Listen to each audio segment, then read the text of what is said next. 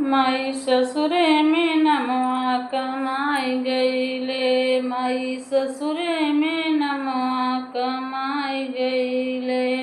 हमरे ससुर जी के 3 बेटुआ, हमरे ससुर जी के 3 बेटुआ। माई उन्हों में झगड़ा लगाई दिहले, माई उन्हों में झगड़ा लगाई दिहले।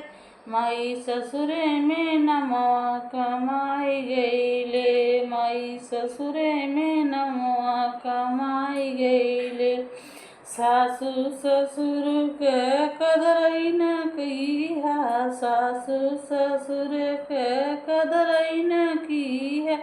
माई ससुरे में नंदी भेजाई दिहले, माई ससुरे में नंदी के पहुँचाई दिहले। माई ससुर में नमवा कमाई गईले, माई ससुरे में नमवा कमाई गईले।